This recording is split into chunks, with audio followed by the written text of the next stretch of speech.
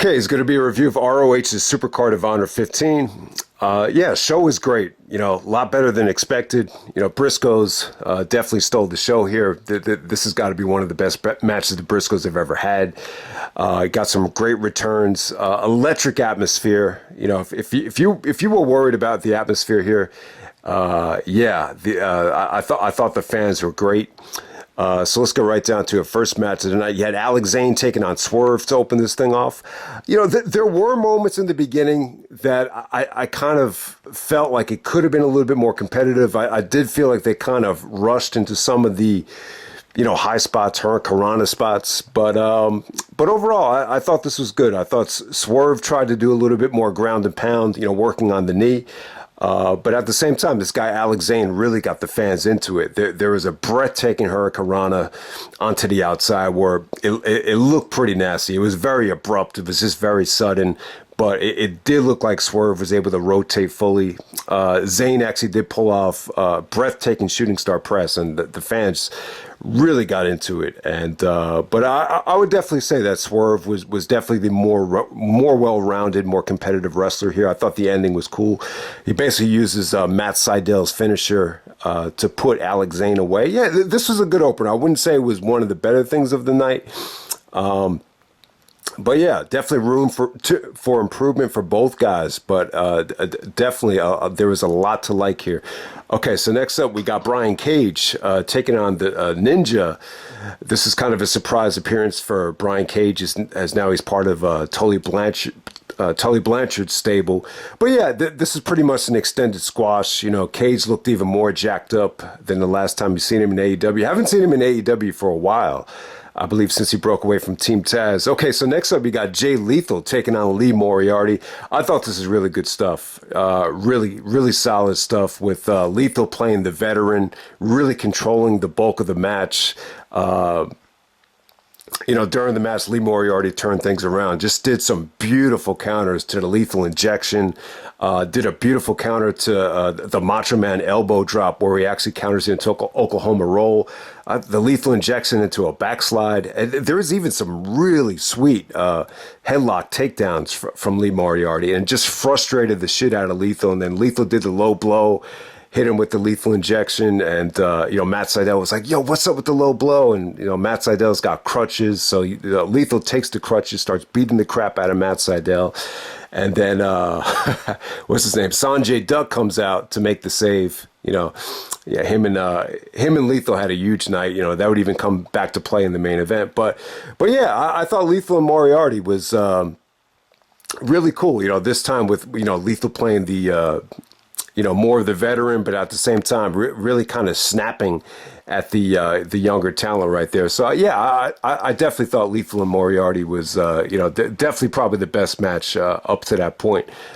Without a doubt. Okay, so next up, you had the women's championship match. You had Willow actually taking on Mercedes Martinez. I thought this was good. I would actually say this was the better match when you compare it to Dr. Britt Baker and Thunder Rosa at Revolution. You know, they were definitely in a tough. They had to follow a lot more at Revolution, so it's kind of unfair to compare them. But I definitely thought the fans were into this thing. This got time. They were able to, you know, let this unfold. I thought Mercedes Martinez delivered a couple of really nice butterfly suplexes. So she really controlled the bulk of the match. Ultimately, she ended up taking the moonsault from Willow. And Willow's a big girl. Like, she's not obese, but she's athletic, but she's carrying a lot of weight. So the moonsault looked like it really hurt her. But, you know, ultimately Mercedes Martinez is able to put on a surfboard.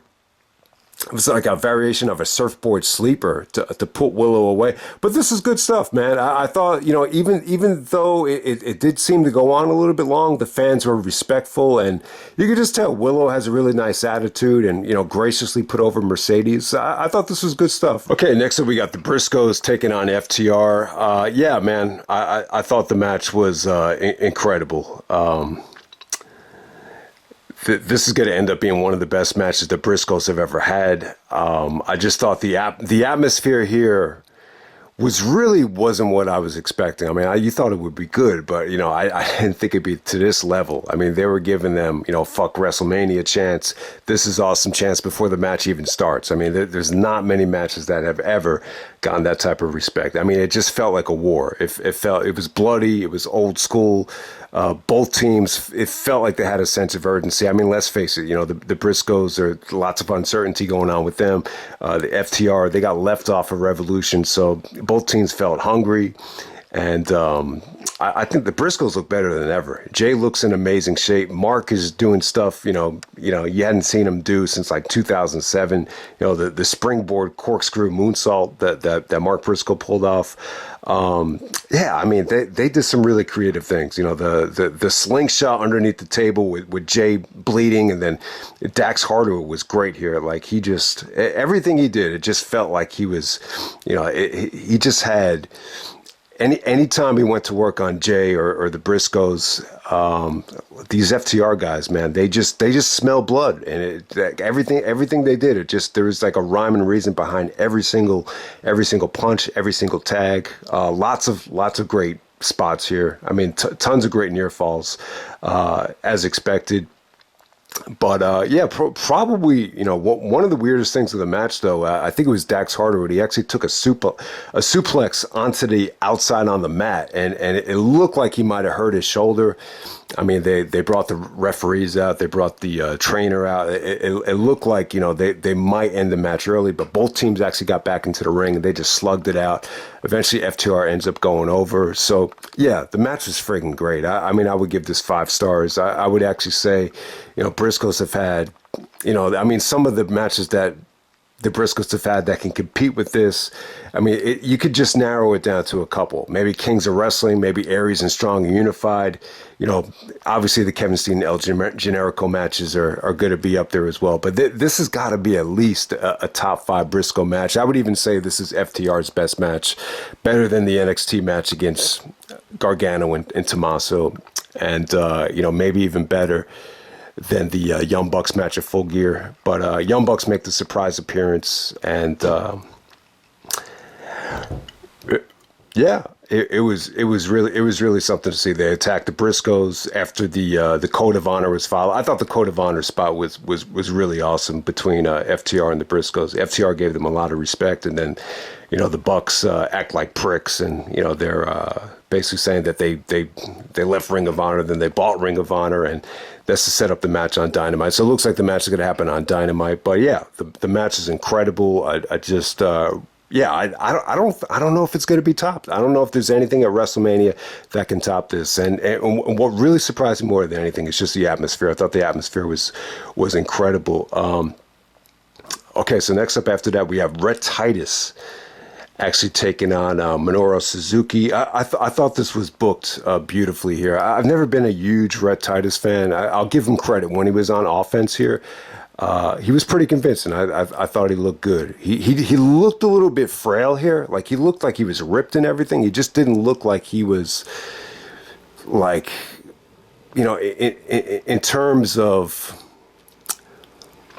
just physically being able to, compete with Suzuki. It just didn't look like he was at full strength. So really, Suzuki pretty much dominated this thing. It becomes a new Ring of Honor television champion. I thought it was booked good, and I thought Suzuki looked like a badass.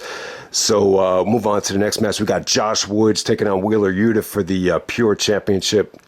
I thought this is really good. I'm probably going to like this a lot more than most people. It definitely had the crowd working against it, though, but I thought it felt competitive. I thought the strikes from Wheeler were great here. Woods is a thick guy. He really is. He's carrying a lot more weight than I remembered, but I like Josh Woods, though. I really thought you could really buy into the rope breaks here. Like, that's what really stood out here. So Wheeler actually used all his rope breaks. Then all of a sudden he was able to kind of, put Josh Woods in a backslide and then hook his leg at the same time, and kind of an abrupt finish. But Yeah, I thought it was good. I thought it was competitive. I think the people were engaged, especially where you consider where this was on the card. You know, a pure title match, especially following that Briscoes match, is degree of difficulty not that easy to pull off. But I mean, the one thing I could see people complaining about this match in particular is, you know, maybe the AEW guys are going over a little bit, you know, too often, you know, compared to the ROH guys. I mean, the Briscoes lost, then you have Josh Woods lose. So, yeah, I mean, Wheeler going over here, I think some people it might kind of raise an eyebrow.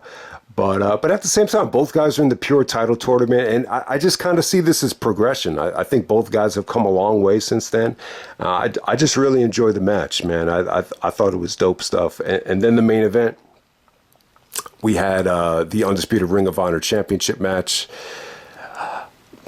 Yeah, Jonathan Gresham taking on Bandido with Chavo Guerrero. The match kind of got off to a slow start in terms of crowd reaction. You know, one guy must have been chanting boring or giving the match some shit, and then there was a chant saying the crowd was going like, that guy sucks, that guy sucks. But I'll tell you, once they got into a rhythm, I thought this ended up being sweet, man. You know, Jonathan Gresham just put on a clinic. I thought the booking here was really creative as well, because Chavo was kind of a nuisance on the outside trying to help Bandido win.